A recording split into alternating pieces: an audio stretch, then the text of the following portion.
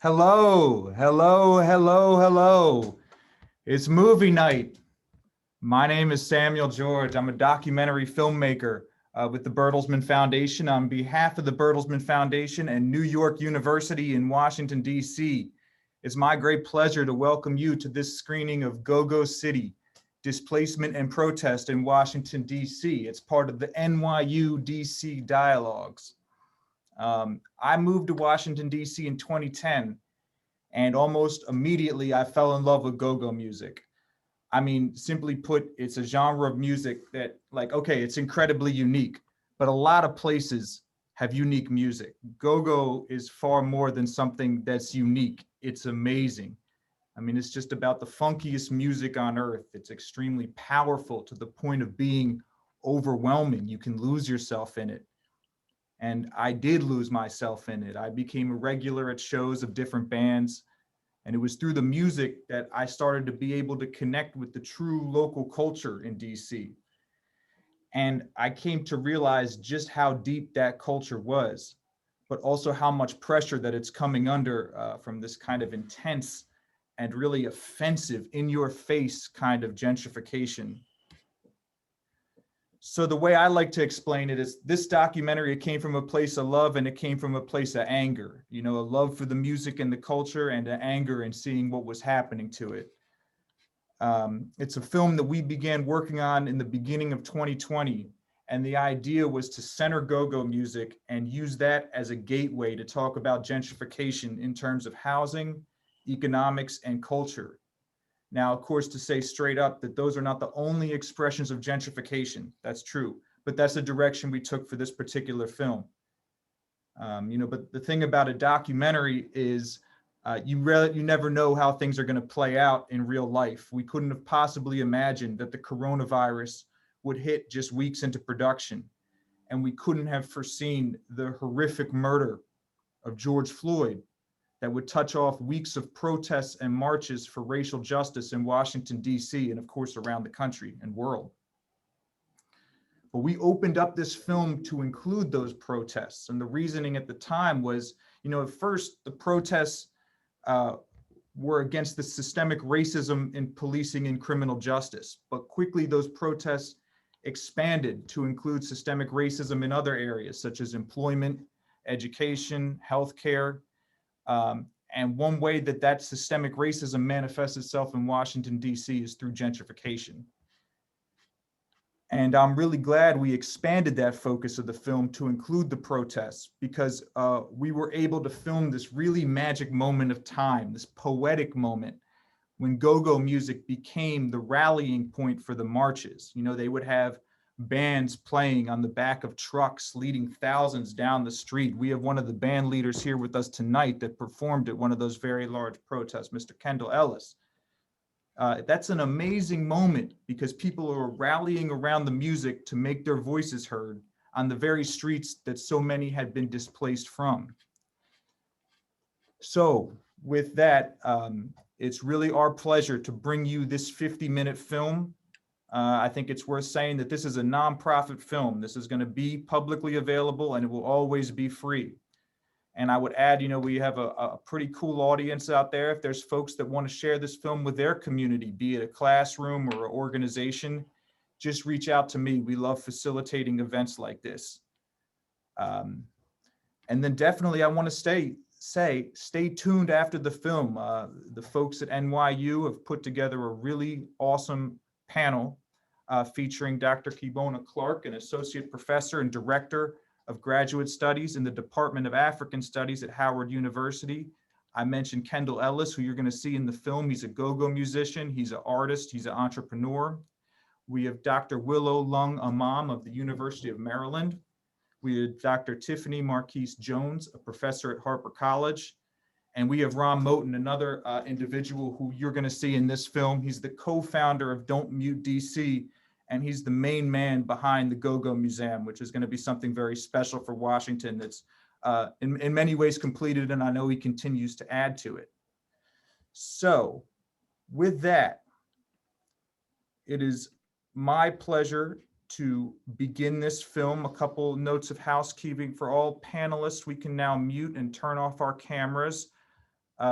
See, closed captioning is going to be available by clicking the button at the bottom. If for some reason the movie doesn't show up full screen on your Zoom presentation, you can usually click the view to get a better view of the screen in case like our little boxes are in the way. But with that, it's now my pleasure to share this film, and just bear with me for 5 seconds as I do the computer part of it. Thank you and enjoy.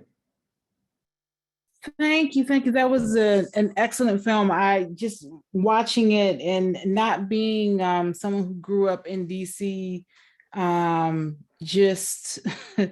but was introduced to go-go music at my HBCU in Charlotte because of the whole DC crew who came to Johnson C. Smith and just brought back so many memories. And then of course, being at Howard, getting a front row seat to the gentrification there, participating in some of the actions last summer with BLM. So I think it's such an important film, and I'm glad to see that it's going to be made available, because I really think community organizers and educators are really going to be able to use this. So I want to thank you to the filmmakers for making the film. So I want to do introductions first before we open it up for questions. And I know that, we put in the chat for folks to put their questions in the Q&A. So I want to remind people that they have questions to please put them in the Q&A. But I want to start by introducing the panelists. And first we have Kendall Ellis, who is I'm sorry? I say, hey, how's it going? Hi, so Kendall Ellis is a go-go musician from the group Subtle Squad. His music career spans over 25 years. He's a vocalist, percussionist, and keyboardist who has played in several go-go bands. He's also a go-go music engineer, clothing designer, and entrepreneur. Then we have, and please tell me if I don't say names right, Ron Moten. Please let me know if I'm not saying it correctly. Who is a community activist and organizer and co-founder of Don't Mute DC. He is also part of the development of the forthcoming Go-Go Museum in the historic Anacostia community. Then we have Dr. Tiffany Jones, who is an assistant professor of anthropology at William Rainey Harper College. Her work focuses on African-American language and verbal art traditions. Her research also documents the open mic culture in DC, showcasing how local artists' performances embody and preserve Chocolate City. We also have Dr. Willow Lung-Amam. Okay, good. Who is an associate professor of urban studies and planning at the University of Maryland. Her scholarship focuses on how certain public policies contribute to, but can also address social inequality. She has written extensively on suburban poverty, racial segregation, immigration, and gentrification. And I am assuming I should probably introduce myself. I'm Dr. Msia Kibona. I'm an associate professor at Howard University in the Department of African Studies. My area is actually cultural studies. I look at hip hop as a form of social commentary. So my, looking at music, a different genre of music, but also can appreciate go-go and kind of also as playing that role and being important. And so I want to see what we have for questions. So the first question that we have, LaShonda Jackson asks, was that Cornell Brooks? I'm assuming there was a scene. Hey babe, how you doing? What's up, babe? Hi. Okay. LaShonda Jackson asked about Cornell. Was Cornell Brooks in the film? That may have been him in one of the protests. That may have been him one of the protests, is the best I can say. Okay. I believe that's correct. In fact, I'm sorry, I did not introduce Sam George, who is digital advisor at the Bertelsmann Foundation, global markets and digital advisor at the Bertelsmann Foundation. Thank you. Thank you so much. No, I appreciate that. And thank you so much. But this is by all means, I'm happy to duck out. I'm really looking forward to hearing this. This is just an excellent panel, and I'm looking forward to hear your reactions on the film. So thank you for that. So the next comment is by Philip Marion, who said, when I moved to DC in the 80s, I was surprised by the number of middle-class African-Americans moving to PG County, Prince George's County, while selling their homes, many of which were beautiful brownstones that had been in the family for years, for pennies on the dollar. Does anybody want to kind of comment on that? I also kind of remember reading about that Black flight that happened in many cities. I mean, it's, you know, DC wasn't the only urban area that it happened in. Did anybody want to comment on that? I can speak shortly or briefly on that, being native to the DMV, and also in that age group where I still know how to use a dictionary and an iPhone. So I remember growing up in the late 80s and early 90s, and a lot of new development started to take place in other parts of PG County, which borders right outside of DC. We're talking 15, 20 minutes away. And because the federal government, you know, the epicenter was DC, you had a lot of federal workers who could afford to purchase homes. And unfortunately, in the Black community, one thing that hasn't been driven home through our teaching and learning is to hold on to what we've purchased. You know, that's not something that's been taught down from generation to generation to us about holding on to property.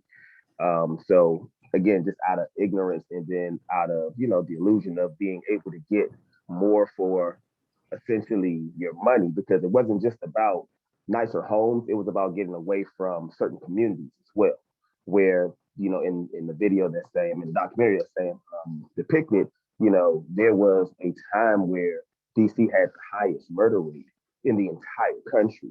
And it was right around that time where a lot of these federal workers who were having families and raising children wanted to give their kids a better opportunity, and took a chance to move into Fort Washington, Upper Marlboro, Waldorf, places like that, and abandon a lot of those homes.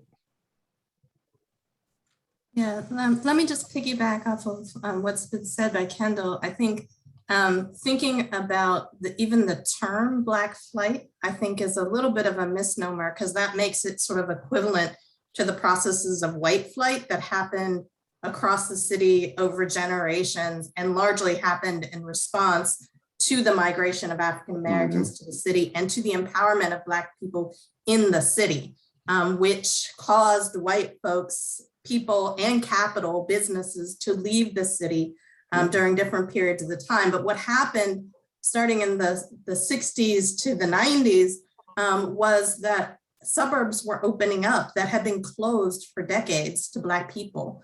And so you had redlining, you had racial covenants, you had steering and blockbusting, and a number of different policies that kept Black people out of many of the opportunities, the quote unquote opportunities that suburbs provided. So one of the reasons why you saw so much migration to the suburbs was because they were finally opening up to home ownership to African Americans, and particularly the middle-class African Americans, which left concentrations of poverty inside the city. And it is also true that, you know, Black people were leaving the city in response to the crack epidemic and the drugs and violence in the city. But I think you also have to understand that in the context of long legacies of disinvestment in the city that flowed from public policy as well.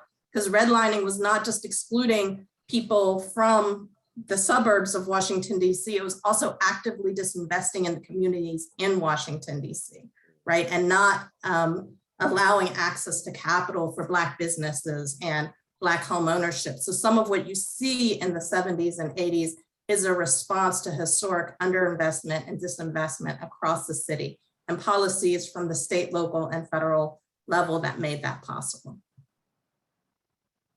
Dr. John? I'm glad that we, are bringing up language, because it does matter as a linguistic anthropologist to say Black flight and, conflate that with white flight. I'm glad that we put that out there, because it is all about context. And I would just say, as being an outsider to DC in terms of my experience, but also being an Atlanta native, where I had a lot of Washingtonians move to Atlanta, as LaShonda Jackson says in the Q&A, was to seek safer, places to bring their families, and a lot moved to Atlanta. And it's really interesting. Like a majority of my friends, we did sort of like a reverse migration, where a lot of my DC friends came to Atlanta seeking that, again, having a strong Black presence, but having the ability to still function within the economic capital that Atlanta offered, right? Being around the culture, but also being safer. And then a lot of my friends moved from Decatur, Georgia, and other places outside of Atlanta to DC, seeking the culture that a lot of this film is capturing. So it's really interesting. And I think we have to contextualize when people move or when migration happens, or, right, like the term white flight, there's also something about leaving and abandoning the people that they wanted to get away from, right? Removing themselves from people that they didn't want to be associated with. Whereas a lot of times people of color, minoritized communities are moving in search of opportunity, right? And moving in response to being left behind. So I'm glad we're bringing that up. I definitely think it's a good conversation. I think the class relationships within the Black community, I think even tensions within, because I think even at Howard, seeing the class tensions where the perceptions of Howard students and, and I think that's with a lot of HBCUs that are in historically Black communities, where you see these tensions and perceptions of so-called middle-class Blacks versus, working class Blacks that are in the communities around the universities. And so that tension where, the college kids are often told, don't hang out with or don't go to these communities, or even the kids in the suburbs don't kind of associate with, or, but, like you said, a lot of it is about opportunities and there was a lot of hectic things happening in some of those areas. Okay, so the other comments, LaShonda Jackson by John Lippman. LaShonda Jackson is correct. Marion Barry pushed development while Mayor and his administration adopted policies that made it easier for the city to grow. If anybody wants to, because some of these are comments and some are questions. So if somebody wants to respond to a comment, just let me know. Then we have a question. Are any of the filmmakers native to DC? Does anybody know? Yeah, I'm happy to jump in on that one. I mean, this is such an important question, because I mean, what this is really getting to is who tells what story. And this is a particularly complicated question for me, because almost always I'm going somewhere where I have zero background, where I'm a complete outsider, right? So when I make a documentary in Latvia, or if I make a documentary in Brazil, I'm a 100% outsider. If I go home and make a documentary in Philadelphia, where I'm from, then that's my hometown. This was a little bit weird because I've lived in DC for 10 years. I'm kind of close to what this documentary is criticizing, right? I think that's fair to say, let's be honest, and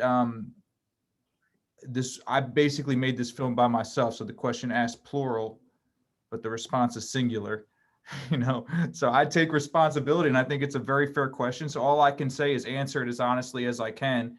And that's that, I've lived in DC for 10 years.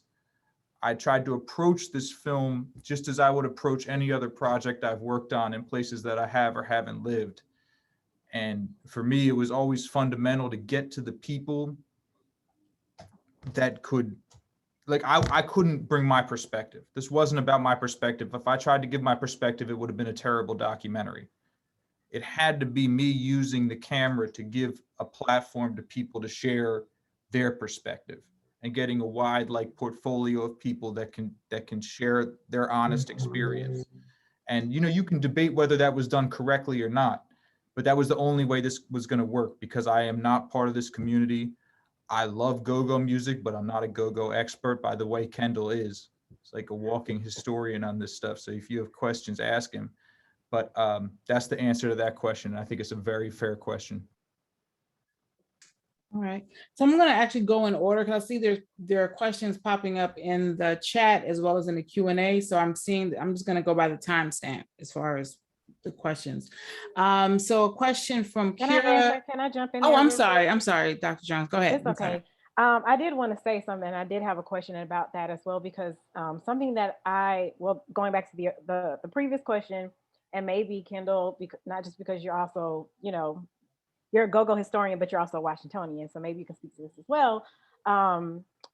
When I documented what was happening in terms of people's responses to Mayor Bowser, for instance, there was a complete, utter, borderline hatred, right? That was there, and for reasons I understand. But I'm curious now with that question, because Marion Barry is the people's mayor, right? But he seemingly also kind of aligned with some of these policies or opened the doors. So I'm curious about that myself, like how that history or fed into, this current administration. But then to go back to what Samuel George was saying, I do want to say this because anthropology or ethnographers do very similar work with documentarians. And Yes.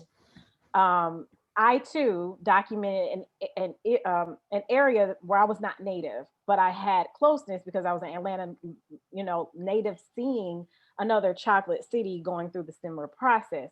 I will say, what I did appreciate is that you did go to the insiders. That was very clear, and that their voices were prominent.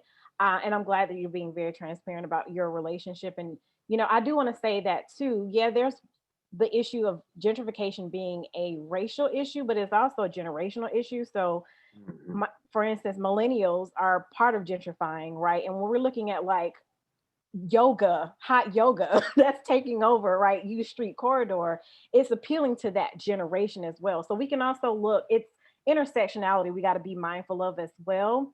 So there's that. And I was also kind of part of that problem too. So you kind of try to go on these projects sort of aware. But I will say there's a quote from a movie I really like. And if you could ever watch it, oh my gosh. And of course the name is going to slip by me. It was a movie about a newspaper capturing sort of the issues in Boston around little boys in the Catholic Church, or molestation in the Catholic Church. And he said, sometimes it takes an outsider. And the reason why I say that is because sometimes you're so close. Sometimes you feel like it's even hopeless and it's not even worth mentioning it. And I've heard this from a lot of poets that I worked with in the research that were like, thank you for making me see that my poem about gentrification was culture, that it was worth preserving, that it was worth the story being highlighted. So, but I hope this also spawns insider conversations happening and generating their own content as well. All right. Kira has a question. How do we preserve Black culture and not displace Black people while creating economic growth in cities that are stricken by poverty? Who wants to? So I guess I can kind of hop in briefly on this one. Also as an entrepreneur and small business owner, a lot of the conversations that I have, I own a clothing boutique and also a t-shirt manufacturing business. So not only do we manufacture our own goods, but we manufacture other people's brands and goods as well. So a common conversation that I have with my clients is about how an economy is really built. The unfortunate thing is that, especially in my generation, I'll be 40 next year. We weren't taught economics in high school. It's just something that, completely evaded us. So a lot of us don't know how an economy is structured, how economy strives, what happens when inflation sets in, all of these things. But the one thing that you can teach anybody simplistically about an economy is that in any community that you're trying to build or to grow, you must try to keep those resources in-house. So one of the things that we talk about a lot of the time is shopping Black. That's been one of the most popular things over the past year and a half. Shop Black, support Black communities, but not just shopping Black, just shop whatever community that it is that you may be a part of, which means that because we all have basic needs, right? Clothing, food, transportation, these are things that we typically just out of normal habit, just outsource to, instead of keeping that dollar in the community by saying, okay, instead of, and I'll just use myself as an example, instead of shopping at Nordstrom's or Macy's, I'm going to shop with a Black clothing line because I know that my 20 or 30 or 50 or $100 is going directly to their bottom line and not being broken down in fractions where I really don't know where my money is going. And this is something I tell all of my customers, my kids, thank you, because it's literally your contribution to my business that keeps my kids fed. So essentially, that is the way, in my opinion, how we do strive in building that Black community.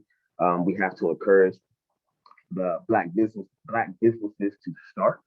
And then we also have to encourage people to pour into those Black businesses. Like I said, whether it's a t-shirt business or a nail salon or hair salon, or if you're cooking dinners out of your house, like there's always a way that we can help empower each other by just keeping the dollars circulating inside of our own community.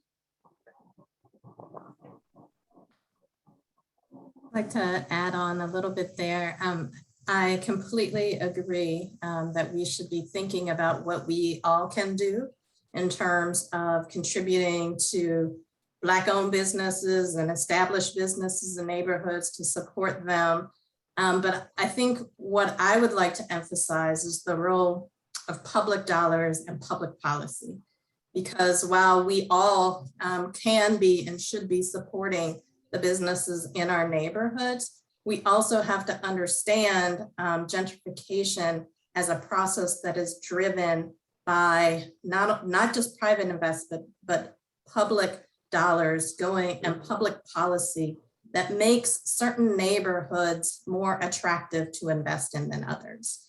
And when you have public dollars going for non-public purposes so that new residents can benefit, so that commercial chains can benefit, you have to ask, what does the community get? And what is the responsibility of the state and local governments that are giving away these tax incentives, that are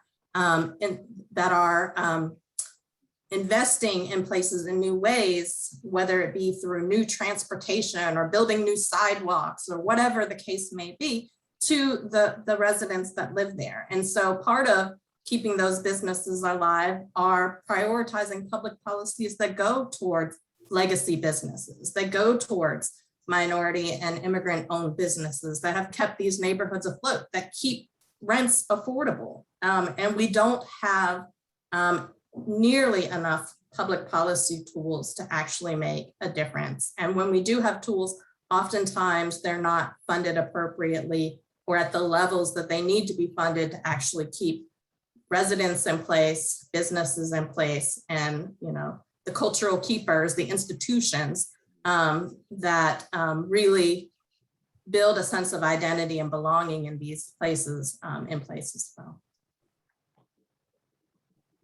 And also I want to say something not about necessarily the business. I do believe in voting with your dollars, but I will also say, just looking at my, the artists that I was able to immerse there, I was able to kind of follow along their art. Art in a lot of ways, as we've seen here, is protest. And a lot of times artists are doing things out of love, right? And they're not getting money for it, or they're not getting what, maybe they might not be asking for what they're worth. But I would also put on top of the pile, supporting those artists that do give voice to some of these movements. There are a lot of great places, or underground poetry. I'll give an example. I mean, we can talk about how busboys and poets are bringing art to the forefront, but also have been considered part of the gentrification movement, to be transparent. But if you look at other places like Spit That DC, which is also somewhere I, did some of my research, they were bringing they were trying to bring DC back to DC, right? Have artists from DC coming back there, people talking about and venting about their frustration. And it could just seem like, oh, I just came and I heard a poem. But I think if you keep the fire going and you keep the movement going, and then you start to build momentum becomes a movement, and then movement becomes action. And I think that's what we saw with Unmute DC, right? Or Don't Mute DC. So I do think also support the artists and the activists that are behind sort of, these ideas. Okay, Samuel George has two questions for Kendall. The first is, how did it feel to be on stage during the protest? And what is the power of go-go for you? Is it political?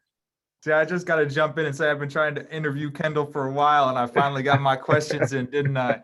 So, Yeah, I didn't even realize that was... Yeah, but I got my questions in. So thank you, Professor. cool. Let me straighten up here. Just kick myself out there. Okay, so again, as Justin, who you interviewed early in the documentary, relayed, this was kind of like a last minute thing that they chose to do. So I got a phone call 2 days before that Saturday. So maybe it was Thursday. And Justin reached out to me and said, hey, listen, I got this really, really important event that I need you to do me a favor. And because I've known him for years, it was a very simple yes. I know, the social state of the country right now. I'm very aware of what's going on, and this could be a really, really great opportunity to use, again, go-go music to shake some things up. So, as we got down there, what a lot of people don't know is that it rained like cats and dogs, literally 10 minutes before we were supposed to get on the float. And I had my entire band trapped underneath of a bus stop. right in front of 14th and U. But I think that all of that kind of came together because once everything got there, the energy just took it to a whole nother level. And I'm a very, very spiritual person. Anybody that knows me knows that I believe in the faith muscle and exercising it. So, I had conversations with God before I took the opportunity to touch the microphone. And it's always been my experience that when put in positions like that, ushering in the spirit of the Lord is always going to ensure the best results. So before I sang a note or we hit a drum or any of that, we opened up with prayer and blessed the entire march in that moment. And for me, that was all that I felt that I was obligated to do. Everything else from there was on autopilot. So once the bus started moving, and you look up, and at first it may have been a few hundred people, and then by the time we got maybe a half a block down U Street, I turned back and looked, and it's like 10,000 people behind us, and we're sitting here like, oh my goodness, and it's a lot to absorb and take in, because of course, you're witnessing something historical that you're in the middle of, but you're still singing and dancing on a moving object. So it was, it was a lot going on at the same time, but I wouldn't trade it at all. Being able to rally people together, no justice, no peace chants, and George Floyd chants, and being able to look up into the high rises where some of those native Washingtonians still do reside, and having them come out on their balconies, all ages, dancing, putting their hands up. I mean, it was a really, really amazing event. And we made sure that we took time not to get lost, because as we know, the go-go beat, you can get lost in it. But we made sure not to get so lost in the beat that the message was missed. So it was an amazing event. I'm very, very thankful I was a part of it. I can say from my side that, from a filming perspective, it's rare to film something and realize in real time that you're filming something historic. Yeah. And I felt that way that day. And I mean, it gives me chills just thinking about it. So, it's one thing to have the opportunity of the moment, and it's another thing to take advantage of the moment and to perform well. And you guys were just excellent. And you just, like you said, you took it to a whole other level. So. Thank you. I appreciate it. Absolutely. All right, so we have a question from Robert Harvey who asks, how do we keep our community development focused on community interests instead of for-profit development? That's a tough one. Who wants to?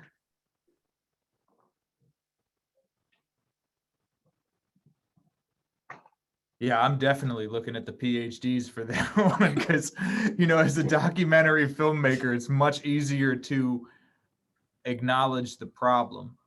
I mean, and I think that one thing that I'm happy that we got to say in the film is the problem is not development, just the word development. Like, it's okay to make a place better. The major problem is the people that stuck with it through the difficult times haven't been in a position to benefit from the better times. And I don't know if that's a policy issue. I assume it is. I mean, you can't build these kind of buildings without getting support from very important people. So one of the questions that was asked was what was the perceived difference between Marion Barry and Muriel Bowser, right? And I'll just kind of use this as an example. People want to be able to know that they can relate to you, right? The reality of it is that in the African American community, we have for a very long time been in a position where information has been withheld from us. So, when you talk about policy and public policy and all of these um, um, discussions that are taking place that Black folks have absolutely no idea. And again, we're not even talking about the people that don't vote. We're talking about the people that vote and still don't have an idea of who they voted for and what those people are going into these meetings standing for. So that's the first thing. I think that it's a lack of information. So when Marion Barry, and I'm gonna just keep it, very, very clear with you, because people didn't know, a lot of people didn't know all of the policy making that he was doing in the background for Black folks. It was the fact that historically in the 80s and 90s, we all know that there was a crack epidemic, and people will find ways to relate to other people through trauma and tragedy sometimes as well. So even though it's not something that I believe that was approved when he got jammed up with that situation, I think that it showed that he was relatable to the people that were in the city that were dealing with the same issues. And then I know with Muriel Bowser right now, she seems so disconnected from the community. And then there's so many issues that are being swept under the rug when it comes to the police department and the mishandlement with a lot of the unsolved murders and police brutality that are currently going on. I think that, again, people are going to base their opinions upon the information that is presented to them. And, when you look at Marion Barry, you look at it like, things were a little bit better for Black folks through the things that he was doing, not just the negative things, but then you see Muriel Bowser cut it. And unfortunately, that's where you see the gentrification and development and, the mass exodus of Black folks out of DC. So I think that that's kind of the underlying tone and disconnect between the two. So again, to get people to become more interested in the public policies, they have to gain the information. Well, the information has to come from someone that they can relate to, which essentially means that we need to do a better job with having officers in place that can disseminate the information to the community so that we understand what's happening in these meetings and that we can put our votes to the right place, that we can go and apply for grants and loans and all of these opportunities that are which are some available that we just have absolutely no idea about. So knowledge is the number one thing. That's my stance on that. And I did want to, well, thank you for that. That helps out a lot. I appreciate it. I did want to say two things, because in case someone's listening to this and they don't see the chat. One, thank you, Philip Marion, for telling me the movie was Spotlight. That said that quote that sometimes it takes an outsider. That, and then thank you, Felicia Barlow. I'm glad that explanation about outsidership and where it belongs in documenting work. And yeah, I don't think either one of us or any of us takes that, because it is a valid question to ask who's telling your story, right? I don't think anyone would ever take offense to that. And if they did, I would question their work. But I did want to say something about the question that was being answered, because I do feel like I was a little bit, I won't say unfair, but I like that it's not that, I think it was, Samuel, did you say, it's not that the word development itself is bad? Was that you that said it's not? Right. This idea that, let's say you have a neighborhood that lacks resources, helping provide that neighborhood with resources, that in itself isn't a bad thing. It's just whether the way it's happening right now is, as you provide those neighborhoods with resources, the people that were living there through the bad times aren't in a position to take advantage of the good times. So I think that was what I was trying to say. Yes, and that's why I wanted to come back to. So I will say, and again, in full transparency, I still think busboys, and I've asked these tough questions about them being in connection with gentrification, but I did see that their latest model with busboys and Acacia was a little bit different. And I do think this is an example of how you can have community development and maintaining community interest without it undermining those in the community having access to that and benefiting from it. What I did like that they did there was all their MCs, at least at the time when it came out, were from Southeast or from DC proper. Two, the kitchen wasn't just a kitchen, it was a hospitality or management sort of like training for people from the community. And then even though Andy Shalal bought the building, I think somehow, I don't know the full policies behind it or the money behind it, but the building was gifted back to that community. So it was a completely different model. Now, one could say he had to get there by having other successful businesses in areas that detracted from, say, places like Black Broadway or the U-Sheet Corridor, where you had poetry and probably even go-go, right, happening simultaneously at different venues every night. So that's the problem that I see, not only being a linguistic anthropologist, but an urban anthropologist, is sometimes this tug of war that happens, that in order to be successful at this, that it sometimes comes at a big cost. And it's just finding out when that cost is, when it's worth it. But I did at least like the Anacostia busboys model, and it did give me hope that, okay, there's a way to do this. Now, the person who's benefiting from that on the backside, I don't believe it's Washingtonian. I don't want to quote me, because I do know that Andy Shalal's Iraqi American. So there's that question too. Again, who controls what? I'll just add, I think that question about power, voice, agency, control are all central to this question about what is equitable development or community-led development, or what we might call community development, versus gentrification. It is questions about power, voice, agency, and who's making decisions about what goes where, what is built and for whom. And we have examples from across DC history about times like we are living in now, post-1968 uprisings, communities which were not only just about the killing of Dr. Martin Luther King, but was also about urban renewal in the city and Black communities that were being disappeared literally across the city. And so the uprisings at that point in time were very much about the sort of economic deprivation of Black communities then, just as the uprisings over Black Lives Matter took gentrification as a central calling card in the movement to say, it's not just about Black people being killed by police, though it is, right? It's also about our lives and our livelihoods here in the city and the chocolate city, right? And so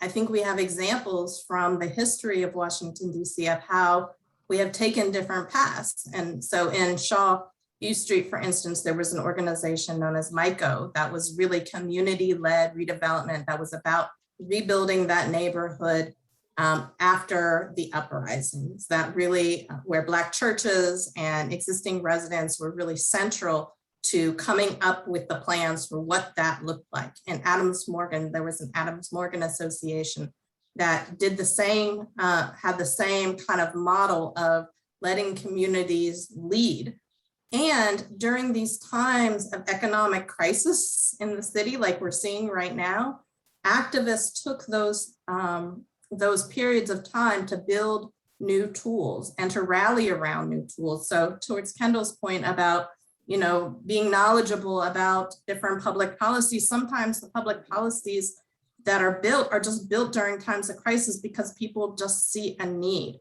right? So for instance, during, there was a rent strike, just like we're seeing people cancel the rent right now, there was a rent strike in the 1970s where residents were coming out and saying, we don't want to be evicted from our homes, government, you have to do something.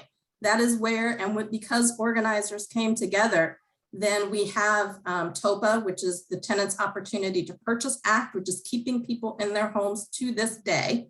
We have rent control in the city. We have a lot of different housing policies that came out of that period just because people said, we have to do something about this crisis and we're holding our leaders accountable. And I think that it is essential that we do what Dr. Jones has already said about joining and supporting the artists and the activists who have a whole list of policies that they want to see pressed, and supporting them and holding our holding our leaders accountable. Thank you. I just want to quickly say Kendall's comments about Mayor Bowser remind me of how outside of DC, everyone praised the Black Lives Matter Plaza and thought how progressive she was and all of these things. And I was like, wow. But inside DC, people didn't realize the battle between her and BLM. And it was just a very interesting thing. And she was very aware, of course, of what she was doing and kind of, capitalizing on that moment. Okay, Kira asks, how do we encourage investors to understand the social impact of their developments? Are there any cities who you think are doing a decent or great job at balancing displacement and loss of cultural diversity with the developers' want, not need, to construct buildings and maximize returns? That would mean they would be, that would make them nonprofit. Okay? And clearly development is about profit. They would have to care about our social issues in order to affect change in those places. And that's just not the case. It's about money. It's about developing opportunistic areas, because that's just what business is, right? You buy low, you sell high. It doesn't matter what industry you're in. So those two, unfortunately, are never going to connect. The only time that developers start caring about the community is when the community starts to dry up money.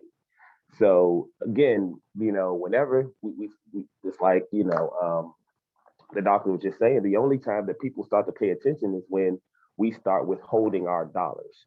And that's the part that we really need to, and unfortunately, it's something that has to happen inside of, first of all, the Black community itself. It has to happen inside the Black community first. You have a lot of people, Sam, Willow, that are non-African American that want to see our community prosper, that have information that can help us, but you can only lead a horse to water, you can't get it to drink. And a lot of times there's a level of desperation and lack of faith that just keeps Black folks from moving forward and taking steps to get information, to be heard, to find out what it is that they can do. There's a lot of just turning the head and sweeping under the rug, and that's what the result of what I believe we have now. So the only way to get these developers to care is to start impacting their bottom line, and you can't do that until we come together. And I think it's really important, just to piggyback on that if I can, that the people coming into the city really need to do a better job of understanding where they are and the culture that's there, and to frequent those economic opportunities. Because that's right. Once you see there's money in it, then the people that are controlling the money would be more open to these opportunities. If more people were willing to experience the go-go music, then you might see more clubs booking go-go music. Exactly. And all somebody from the outside needs to do is go to a show and they'll fall in love with the music. You know, so that's so important. And when I talk to people, I say, look, go to a go-go show. You're not going to be doing the local musicians a favor. You're going to be doing yourself a favor, because it's going to be awesome and you're going to really enjoy it. But to your point, when it comes to exposing someone that isn't familiar with our music, you know, a lot of people, it's an old saying, you never get a second chance to make a first impression, right? Presentation is everything. And you know, just like we talk about in the documentary, the lack of venues. And we're not talking about just local, we're talking about upscale venues. The lack of venues that will host go-go's don't make it attractive to everyone that may be interested. And we're not just talking about, you know, racial differences. We're talking about class differences inside of the Black community. You have go-go is something that, again, if you grew up in DC, it's in your DNA, it's in your blood. You've got a love for the music, but you don't have a love for the BS that sometimes comes with some of the places that you may have to go in order to patronize a go-go. So again, shout out to Hard Rock Cafe, shout out to the City Winery, shout out to what's the name of that club down there in Southwest that they just had something at for Donnell Floyd? Anthem. Okay, like these are venues that people outside of DC can safely come in, patronize, enjoy, and experience go-go. But if I take you to, you know, one of these local hole in the wall spots that a lot of go-go bands have been forced and pushed into, right? Then your experience is going to be different. The likelihood of you frequenting that experience is going to be different than if we were to put you in a place that would be more suitable for your class and for your age, if that may be the case. So yes, you're right. The music, we got it, but it's almost like serving a steak on a trash can top. You know what I mean? It's like it's a fillet, but it's on a trash can top, right? So I think that if there's an opportunity for us to, you know, get into better venues, then you'll have people, you know, more attracted to getting to experience it, and then we can get some steam behind it that way. But we got to get in the good clubs. We have to. I will say, I want to know Professor Lung-Amam's response. I just want to jump in with my little 2 cents about, so one, a couple things. Business should learn the culture. They're not always interested. This is one of my biggest issues with anthropology. I wish we could do more solutions-based work and be more of the intermediaries and the people that are go-betweens, right? Like when someone want to move into a community, how do they become integrated into that community? First, you got to know the community and you have to build relationships with that community, right? So that there is, and this comes with even being a documentarian, ethnographer, a scholar. You want people to buy into the work that you're trying to do, but you have to do that through relationships. Sadly, money don't always need relationships, right? It's about power, like we said. But I do wish anthropology could be more useful in helping that. And that was one of my solutions that I was thinking that if we could get more involved, we could be the go-between. The other thing I didn't want to say about Kendall, I will say, I do think it's complicated when it comes to Black people or Black, brown, minoritized, whatever you want, whatever label. It's difficult because I don't think that people are just turning their heads. I do feel like sometimes insular communities remain or seek insular places because of trauma, right? And being taken advantage of and wanting to feel safe. And when you go beyond that, right? So sometimes I don't think it's not wanting the information or even not wanting to participate, whether it's policy or in change. You know, I do think that sometimes that's a response to protect oneself and protect one's culture. And I even think we also have to ask questions sometimes like, how open do we really want this, right? Because if we let people in and then it becomes a product, the people who can turn that product in and market it aren't usually always the people that created it. We saw that in hip hop, right? And then all of a sudden, we're looking at, I love Will Smith, but we're looking at him being the representation of hip hop, right? And that, you know, he was one side of it, or Macklemore or whatever, you know, the case. And I will say, you know, when it comes back to like, and I've noticed this with Bus Boys, they did try to come back and again use DC poets to create that product, and also to create an experience that outsiders can come to and feel safe, right? You need a place that was Googleable, that you can access and park, get to a, you know, get in, get out, right? And these are, you know, we're not tourists, as anthropology call them. You want a tourist experience. You want to go to Disney World, pay your $200 and leave with some kind of cultural experience, even if it's not 100% right, like what you would experience in its normal environment. So then there's that, like how, and I do think what we saw with this film, it will introduce new audiences to it, but one of the questions artists will always have to ask is how, when do we want to protect it and keep it insular and keep it raw, right? And keep it in its environment, but also how can we share it and open it up to other communities without it being taken away from us and being taken over. And then the last thing I will ask, and maybe the professor can ask, my question is, because we're asking, well, how can we make businesses more responsive? How can we do that with capitalism itself is about giving a certain group of people power and keeping it out. When you need to make a dollar, the dollar is often made, you know, in a way that is not a reciprocal exchange, right? It's somebody is having to give up something to get something. And a lot of times that's going to be marketed people who might not even need it, but just can afford it, right?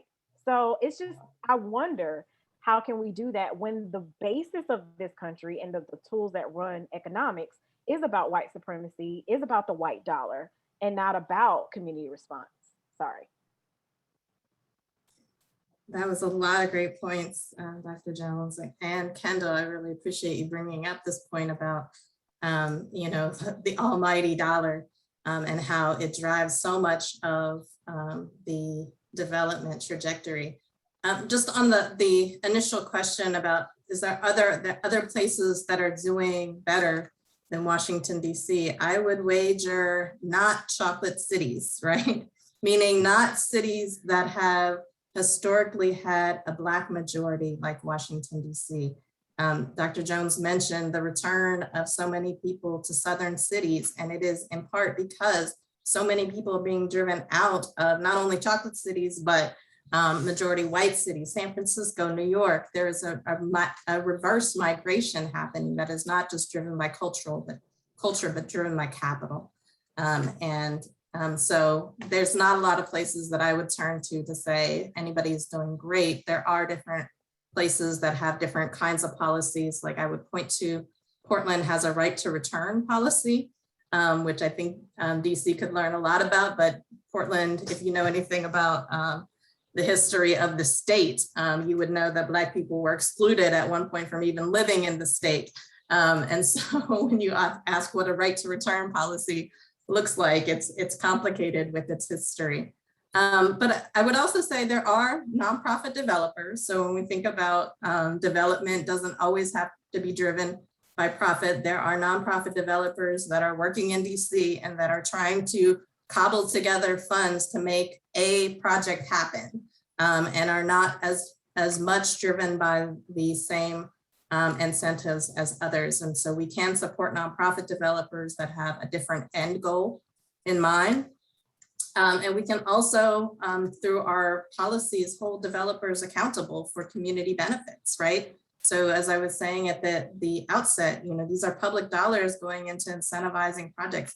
Zoning, for instance, which is our underlying land use, the invisible thing that determines what can go in different places, is changing and creating and changing the incentive structure under which development is done, right? So if you have a lot that's zoned for very low density and all of a sudden you get a very high density, you have just increased the underlying value of that land by, you know, X percentage. Well, what are you asking for communities in return, right? And so we have to change the incentive structure, and we have to hold developers accountable, and which means hold our politicians accountable for asking for things in return. And we can do that through things like community benefits agreements. However, we don't always have to work under a capitalistic model when we know that capital in this country has been so much entrenched by the history of racial inequality and racism, right? You cannot disentangle capitalism and racism in this country. And so what are the other kinds of models that we can be thinking about? Well, people are thinking very creatively in this moment about what that looks like. And there's a lot of cooperatives that are happening. The movement around community land trust is about cooperative ownership and about ownership of land long-term without the goal of producing a profit. And so I think there are models out there that we can think about as alternatives to just the status quo that help to, I think, not solve, but at least address in part some of the incentives that always put profit first before the people. Thank you, thank you. So our time is, we're close. So I want to, I think I'll because we've got 9 up. So what I'm gonna do is just kind of go read the next few and see how we do. And if we kind of get quickly through those, then maybe we can do some more. Otherwise, we may just wrap up. So I'll do the next 3, which are, it looks like 2 comments and a question/comment. Okay, LaShonda Jackson says, there has to be a way to incentivize and educate around cooperative real estate and business ownership options, and ability to advocate for tax relief/control in these newly developed areas for longtime residents/business owners. And there has to be a willingness in the community to seek the information and pull the resources. And we have to hold accountable even elected officials that look like us. Athena Viscusi, will statehood for DC make a difference? The lack of DC statehood enabled Congress to impose the control board in the 90s and unseat Mayor Berry. And Carla Falcone says, regarding Black folks being aware of what policies the politicians are supporting, this is also something that we talk about in the language access community, using straightforward, clear language so that the citizens are aware of what is going on, what services are available, and disseminating the information properly. I just want to say, plug Sankofa Cafe on Georgia Avenue. The community did step up and support them when they were having some issues. So community does support businesses that are facing those kind of issues. But who wants to respond to those? I will just say, because I feel like it would be ridiculous as a linguistic anthropologist not to think, I do think that part of capitalism or any policies is written in a language for a particular group and to keep out, right? It's all about access. A lot of what we're talking about is about access to power and how you can turn that into policy. And if I can't understand what the policies are, how they impact me, they're on my voting ticket, but I read English, or so I thought, and then I don't know what to say, right? So part of it is that, and I do think, it's tough because even if we have information sometimes, and what I've seen or what I've heard in my my ethnographic work is a lot of times there have been a lot of people pushing back for a long time, and it's usually a select few, and they become burnt out, right? They've tried to do the work. They've gone to the, meetings, and sometimes people lose hope. And I think what we saw, or what I was hearing from one of the poets from that Run Spit, that Droopy the Broke Fowler, or Drew Anderson, and then the Crochet Kingpin, or Dwayne Lawson Brown, they were both saying, like, we wish a lot of things happen when people stop to lose hope. Because I do think what we're seeing now with this movie and with Unmute DC and the protests that's happening, Go-Go's, that ember is now there. I do think there's going to be a resurgence, but we also have to remember as a community to come out in droves and to keep that going so that we're not relying on a small few to do the work. It reminds me of something, and I'm going to wrap this up, that Mamie Till said that when she was in Chicago, she thought she was far removed away from things until it happened to her son. And then she started to realize, while people have been doing this work, I now need to do this work.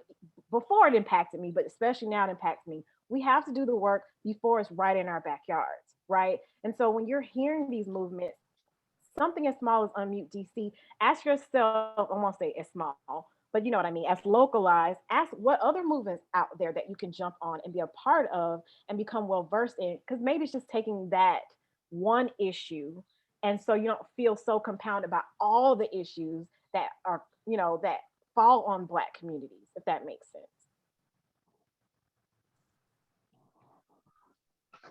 Yeah, I'll add here that I think, you know, part of, you know, this question about language access, I think part of the beauty of the Don't Mute DC and the Black Lives Matter movement is its simplicity at the same time as its broad call, right? So it's inclusive in a sense of, if Black lives matter, Black music matters, Black neighborhoods matter, Black cities matter, right? Black food matters, all these things matter under that same rubric. And I think, and part of, you know, coming up with solutions is just articulating very basic principles, and what flows out of those principles can be established policies, but they can also be new and imaginary policies that we haven't even thought of from the core concepts. And all we need is people to push them from the bottom and from the top, right? And so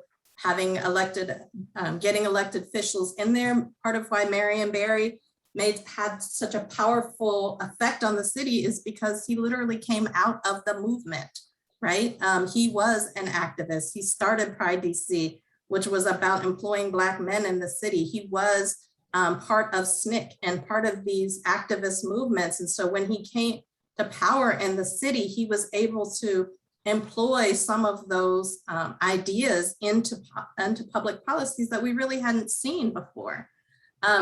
And on the question of statehood, I would say, will it make a difference? Yes, it will. It's a little frustrating, I think, for many Native Washingtonians, to which I'm married to one, that, you know, the questions of statehood are just now coming to the fore. Black people have been fighting for statehood since the district became the district. That is, since 1893 or something like that. I mean, it's been a long time. And so it's a little frustrating now that it is no longer a Black majority city, that these questions are now being taken seriously.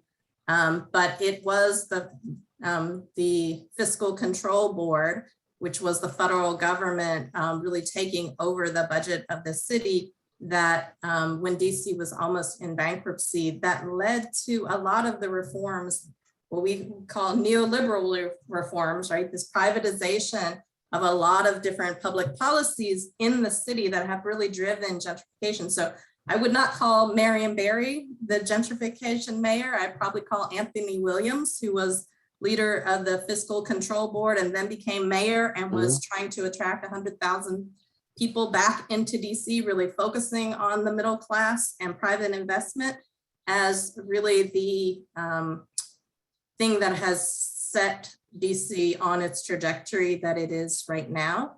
And DC statehood would give a lot more control over the budget and public policy in the city without constantly having to go up to the level of the federal government, which the federal government has been historically very acrimonious towards the self-governance of a Black city. It is unclear to me now what that looks like when DC is not a Black city anymore. And so I think the politics over statehood have changed so much that we have to ask different questions about what that looks like and what it means for Black people specifically around the region.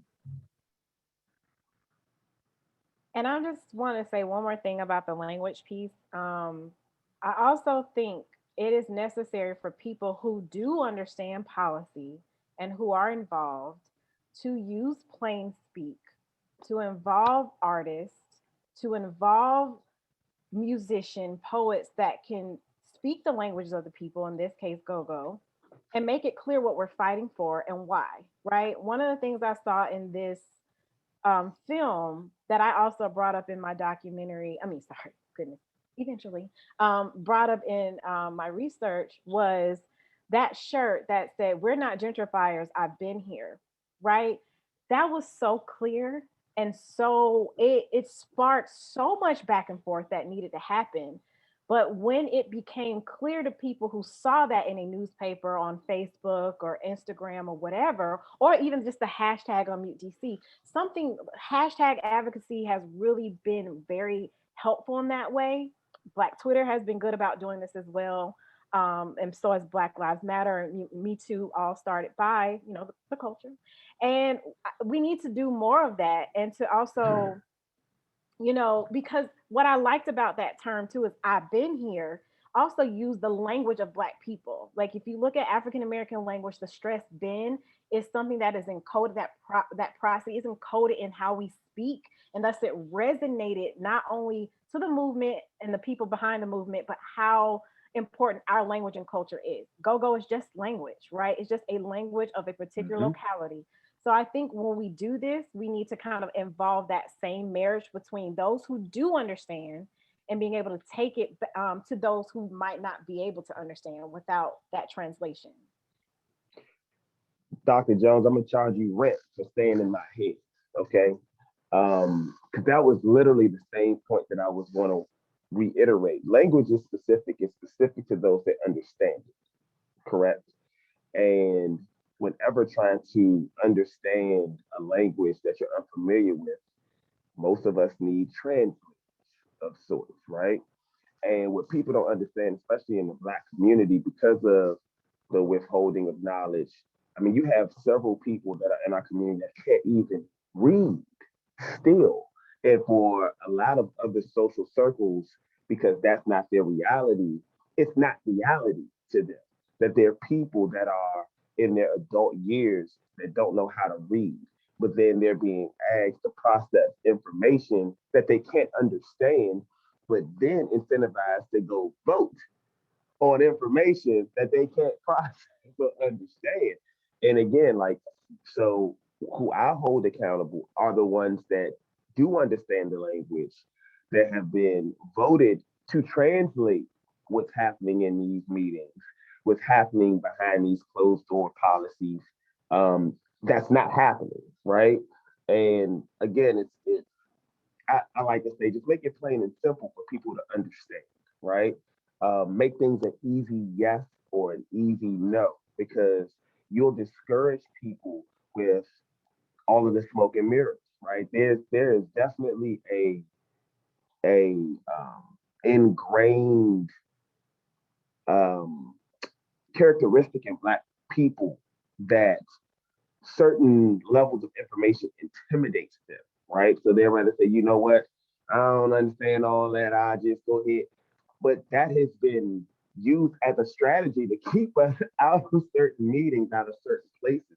And the people that are smart enough, the people that have had the experience to not only speak our language, but speak the additional languages, you are the responsibility to educate those that don't understand. So that was my only piece on language. You hit it like dead head on. Back in the civil rights movement era, when you talk about like musicians and artists, right? And this is just my own personal opinion from what I've studied over history. What made someone popular or captivating when we were talking about the civil rights movement was a Black man that was articulate, right? A man that could speak well, that could present ideas.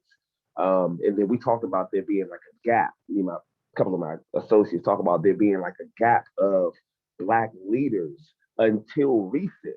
And you look at the people that are speaking out the most are Black activists, they're actors and athletes, they're people with influence, because those are the things that drive interest to the current generation. So again, having somebody that just speaks well isn't going to be enough. You're going to have someone that speaks well, speaks the language, and is relatable to the audience that you're trying to communicate with. And I think that that's where, you know, we really need to put focus in on. And some of us entertainers and musicians are going to have to be educated so that we can be that bridge in between those that have information and those that don't. Thank you. Thank you. So we are, you know, time, of course, we went over. So I do want to mention, I know Robert Harvey put in the Q&A that his contact information, he said he's hosting an event in October on the 16th. So I just want to put that in there in case folks want to reach out to him. So we're only gonna, as a host, or well, not the host, moderator, I want to just kind of use moderator privilege to close with one last question that I feel is what I want to know, and it's probably the least political. Danielle asks, it's always been thought it was baffling why go-go hasn't gone global as a genre. Any thoughts as to why? So it's one question I'm very curious about. I've always been curious about that. That would take an entire another Zoom conversation to get into. But I'll make it very short, simple, and brief. Like we talked about earlier, about trying to coordinate several different individuals. And see, the thing with go-go music is that unlike a lot of other genres of music, you can be a local celebrity from 10 p.m. to 3 a.m. and get up and work a regular job from 9 to 5. So when it comes to taking advantage of certain opportunities that may cause you to travel, go-go has made so much money in DC that the people that are making the money are content with the money being made and would rather benefit from that than from taking the risk on going outside of the DMV. So, I mean, the good thing is that the internet made the whole world smaller. So distribution deals don't exist anymore in the way that they did, where you needed to have upfront money to get your sound heard. Now you can upload a song and in a half an hour, it can be in 30 different countries. So I think that it's going to be and I'm working on some things, but it's going to be kind of like a change of direction with the addition of technology on how we can now do that. Go-go bands are getting smaller because technology is making it so that you don't need as many pieces. Instead of you having a horn section, you play horns on the keyboard. Instead of you having a guitar, you play. There's a lot of things that you can do now when we're talking about the band Black Island, who has 4 people. And because of their size, they've been able to do a lot more traveling and a lot more exposing of their sound nationally and internationally. So there's a combination of things, bad business, all types of stuff that goes in the mix, promoters, all of that type of stuff. But unfortunately, it's just been the complacency of the musicianship. And I can just kind of leave it right there. All right, thank you. So I want to thank Dr. Jones, Dr. Lung-Amam, Samuel George, Kendall Ellis, NYU University. Encourage people to follow at GoGo City Film on Twitter, at NYU Washington, DC,